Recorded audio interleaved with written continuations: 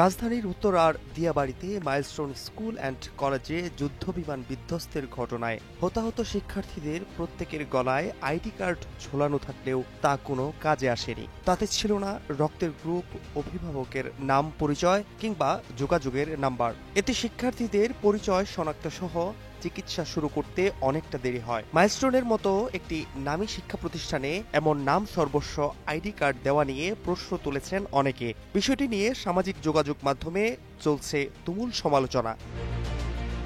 এরই মধ্যে দেশের সব শিক্ষা প্রতিষ্ঠানের শিক্ষার্থীদের আইডি কার্ডে বাবা, মা বা অভিভাবকের ফোন নম্বর সংযুক্ত করতে নির্দেশ দিয়েছেন হাইকোর্ট। শিক্ষা সচিবকে অবিলম্বে এই নির্দেশনা বাস্তবায়ন করতে বলা হয়েছে। একই সঙ্গে শিক্ষার্থীদের আইডি কার্ডে ব্লাড গ্রুপও সংযুক্ত করতে বলা হয়েছে।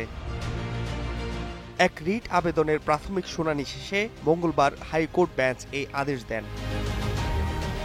একই সঙ্গে মাইলস্টোন স্কুল অ্যান্ড কলেজে যুদ্ধবিমান বিধ্বস্তের ঘটনার কারণ অনুসন্ধানে বিশেষজ্ঞ কমিটি গঠনের নির্দেশ দিয়েছেন হাইকোর্ট। 7 দিনের মধ্যে সরকারকে এই কমিটি গঠন করতে বলা হয়েছে। এছাড়া মাইলস্টোন স্কুলের আহত শিক্ষার্থী, শিক্ষক এবং অভিভাবকদের বিদেশে উন্নত চিকিৎসার জন্য প্রেরণ, মাইলস্টোন স্কুলে আগুনে পুড়ে যাওয়া নিহত শিক্ষার্থীদের 5 কোটি টাকা এবং আহত শিক্ষার্থীদের 1 কোটি টাকা করে ক্ষতিপূরণ দিতে রুল জারি করেছেন হাইকোর্ট। পাশাপাশি শিক্ষা প্রতিষ্ঠানে উন্নত অগ্নি নির্বাপক ব্যবস্থা নিশ্চিত করতে বলা হয়েছে। Fahad Shahriar, news desk, global television.